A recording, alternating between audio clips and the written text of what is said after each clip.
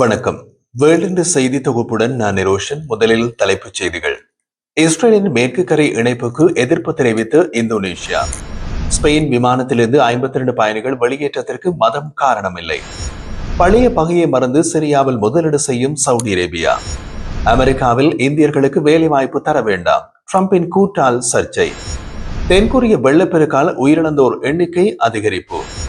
ஈரானில் அலுவலகங்கள் மூடல், பணி நேரம் குறைப்பு என்ன காரணம்?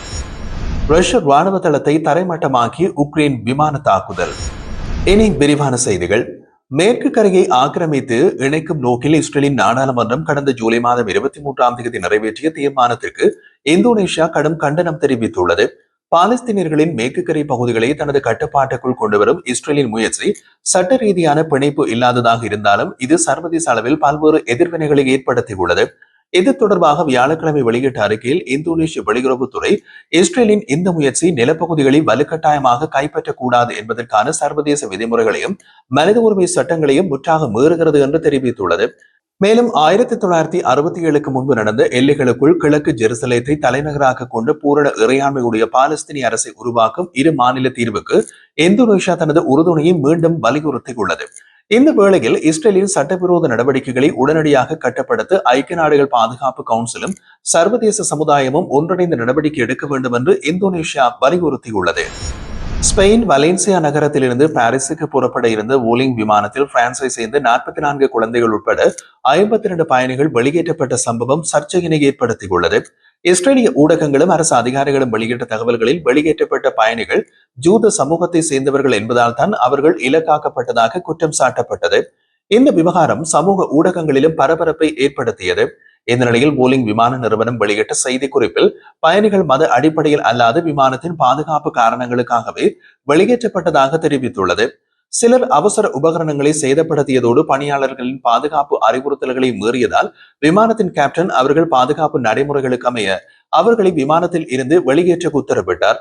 இது மதத்துடன் எந்தவிதமான தொடர்பும் இல்லை, மத அடிப்படையில் எவரும் இலக்காக்கப்படவில்லை என்பதை திட்டவட்டமாக மறுக்கின்றோம் என்று குறிப்பிட்டுள்ளனர். இதேவேளை இதுபோன்ற தவறான குற்றச்சாட்டுகளை விமான பாதுகாப்பு நடைமுறைகள் பாதிக்கக்கூடும் என விமான நிறுவனம் எச்சரித்துள்ளது.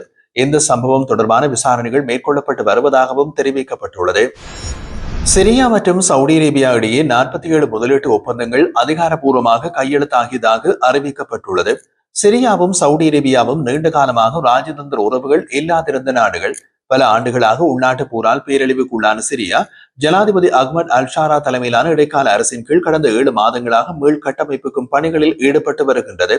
இந்த பின்னணியில் சவுதி அரேபியாவும் சிரியாவும் இணைந்து நிதி, தொலைத்தொடர்பு, ரியல் எஸ்டேட் உட்பட பல துறைகளை உள்ளடக்கி $6 பில்லியன் அமெரிக்க பெறுமதியான முதலீட்டு ஒப்பந்தங்களில் கையெழுத்திட்டுள்ளன. இந்த முதலீட்டின் ஒரு பகுதியாக வீட்டு மனைகள், போரால் பாதிக்கப்பட்ட பகுதிகளில் மீள்கட்டமைப்பு, சுற்றுலா மேம்பாடு, மருத்துவமனைகள், பொழுதுபோக்கு தளங்கள் மற்றும் 3 சிமெண்ட் தொழிற்சாலைகள் உட்பட முக்கிய வசதிகளை மேம்படுத்தவும் திட்டமிடப்பட்டுள்ளது. சிரியாவின் தகவல் துறை அமைச்சர் ஹம்சா அல் முஸ்தபா இது குறித்து தெரிவித்த போது, இந்த முதலீட்டு திட்டங்களால் நேரடியாக சுமார் 50,000 பேருக்கும் மறைமுகமாக 1,50,000 பேருக்கும் வேலை வாய்ப்புகள் உருவாகும் என்று கூறினார். சிரியாவில் 14 ஆண்டுகளாக நீடித்த உள்நாட்டு போரில் வெற்றி பெற்ற பின்னர் அமைந்த இடைக்கால அரசிற்கு சவுதி அரேபியா தொடர்ந்து ஆதரவு வழங்கி வருவது குறிப்பிடத்தக்கது.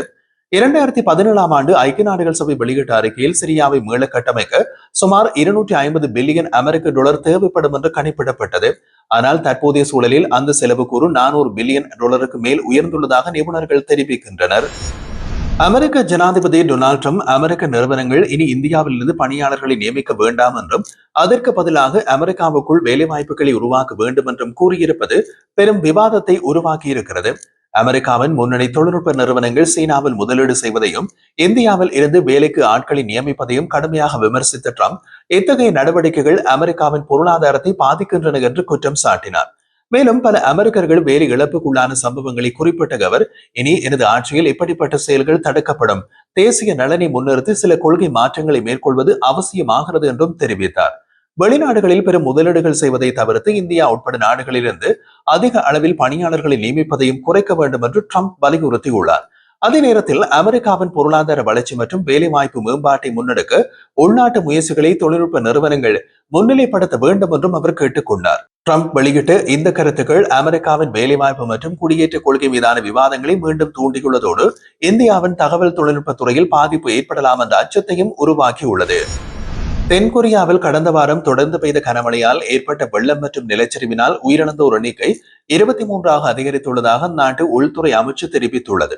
ஜூலை 16 முதல் 20ஆம் தேதி வரையிலான காலப்பகுதியில் தென்கொரியாவின் பல பகுதிகளில் பெரிய கனமழை பெய்ததை அடுத்து முக்கிய மாகாணங்களில் வெள்ளம் மற்றும் நிலச்சரிவு ஏற்பட்டது. இதனால் பலர் காணாமல் போனதாகவும் கூறப்படுகிறது. இந்நிலையில் சான்சியுங் மாகாணத்தில் காணாமல் போன மூவர் மற்றும் காபியுங் மாகாணத்தில் காணாமல் போன ஒருவரது உடல்கள் தற்போது மீட்கப்பட்டுள்ளதாகவும் இதன் மூலம் மொத்த உயிரிழப்புகள் 23ஆக உயர்ந்துள்ளதாகவும் தகவல் வெளியிடப்பட்டுள்ளது. காணாமல் போன எஞ்சிய 5 பேரை தேடும் பணிகள் தீவிரமாகவே நடைபெற்று வருகின்றன. நிலச்சரிவு ஏற்பட்ட பகுதிகளில் மோப்ப நாய்கள் மற்றும் அதிநவீன இயந்திரங்களின் உதவியுடன் இடிபாடுகளுக்குள் சிக்கியவர்களை தேடுவதற்காக மீட்பு படையினர் முயற்சிகளை முன்னெடுத்து வருகின்றனர். தெற்கு கியோங்சாங் மாகாணத்தில் மட்டும் 13 பேர் உயிரிழந்தனர் என்று தெரிவிக்கப்படுகிறது. மக்கள் அதிகமாக வசிக்கும் பகுதிகள் வெள்ளத்தால் சூழப்பட்டதால் பாதுகாப்பு நடவடிக்கைக்காக தென்கொரியா ராணுவத்திலிருந்து சுமார் 2500 துருப்புக்கள் மீட்பு பணியில் ஈடுபடுத்தப்பட்டுள்ளனர். மழை தொடங்கியதிலிருந்து 14,000க்கும் மேற்பட்டோர் தங்களது வீடுகளை விட்டு வெளியேறி தற்காலிக முகாம்களில் தங்க வைக்கப்பட்டனர். தற்போது அவர்களில் 11,000க்கும் அதிகமானோர் தங்களது வீடுகளுக்கு திரும்பியுள்ளதாகவும் அதிகாரிகள் தெரிவிக்கின்றனர். ஈரானின் 22 மாகாணங்களில் அரசு அலுவலகங்கள் மூடப்பட்டதுடன் 4 மாகாணங்களில் பணி நேரம் குறைக்கப்பட்டுள்ளதாக தெரிவிக்கப்படுகிறது. ஈரானில் இப்போது கடுமையான வறட்சி நிலவி வருகின்றது. ஈரானில் உள்ள பல்வேறு மாகாணங்களில் வெப்பநிலை 50 டிகிரி செல்சியஸுக்கும் அதிகமாக பதிவாகி உள்ளது. இப்படியான சூழ்நிலையில் அங்கு கடுமையான தண்ணீர் மற்றும் மின்சார பற்றாக்குறை உருவாகி உள்ளது. தண்ணீர் மற்றும் மின்சாரத்தை சேமிக்கும் விதத்தில் 22 மாகாணங்களில் அரசு அலுவலகங்கள் முழுவதுமாக மூட உத்தரவிடப்பட்டுள்ளது. மீதமுள்ள 4 மாகாணங்களில் பணி நேரம் 4 மணி நேரமாக குறைக்கப்பட்டிருப்பதாகவும் தெரிவிக்கப்பட்டுள்ளது. கடந்த 2024ஆம் ஆண்டின் செப்டம்பரில் தொடங்கிய நடப்பு நீர் ஆண்டில் மழைப்பொழிவு வழக்கத்தை விட 40% குறைந்துள்ளதாக ஈரானின் நீர்வளம் மேலாண்மை துறை தெரிவிக்கின்றது. ஈரானில் உள்ள பெரும்பாலான அணைகளில் வெறும் 44% மட்டுமே நீர் இருப்பு உள்ளதாகவும் ஹோர்மோஸ்தான் மற்றும் ஃபார்ஸ் உட்பட தெற்கு மாகாணங்களின் அணைகள் முழுவதுமாக வறண்டுள்ளதாகவும் உள்நாட்டு ஊடகங்களில் செய்திகள் வெளியாகி உள்ளன. இது குறித்து நாடாளுமன்றத்தில் பேசிய ஈரானிய ஜனாதிபதி மசூத் பெஷிஷ்கியான் நாடு முழுவதும் நிலவும் வறட்சி மற்றும் தண்ணீர் பற்றாக்குறையை சமாளிக்க உடனடி நடவடிக்கைகள் தேவை என்று வலியுறுத்தியுள்ளார். ஈரானின் அத்தியாவசிய தேவைகளுக்கு தண்ணீர் பற்றாக்குறை உருவாகியுள்ளதால் அங்குள்ள பொது மற்றும் தனியார் நீச்சல் குளங்களுக்கு தண்ணீர் வழங்கப்படுவது தற்காலிகமாக நிறுத்தப்படுவதாகவும் அறிவிக்கப்பட்டுள்ளது. ரஷ்யாவின் பிராங்க்ஸ் பிராந்தியத்தில் உள்ள பெலாயா பெரியோஸ்கா கிராமத்திற்கு அருகில் அமைந்துள்ள ரஷ்ய ராணுவ தளத்தை குறிவைத்து உக்ரைனின் போர் விமானங்கள் வெற்றிகரமான வான் தாக்குதலை நடத்தின. இந்த நடவடிக்கை ஒரு குறிப்பிடத்தக்க எல்லை தாண்டிய துல்லியமான வான் தாக்குதலை குறிக்கிறது மற்றும் ரஷ்ய எல்லைகளுக்கு உள்ளே உள்ள உயர் மதிப்புள்ள ராணுவ மற்றும் பாதுகாப்பு இலக்குகளை தாக்கும் உக்ரைனின் அதிகரித்து வரும் திறனையும் நிரூபிக்கிறது. தாக்குதலின் இலக்கு உக்ரைனுக்குள் ரஷ்ய துருப்புக்களை அனுப்பி வைக்கும் இடைத்தங்கள் ராணுவ தளத்தில் உள்ள கட்டடங்கள். கிடைக்கக்கூடிய தகவல்களின்படி தாக்குதலின் விளைவாக அந்த கட்டமைப்பு முற்றிலும் அளிக்கப்பட்டது.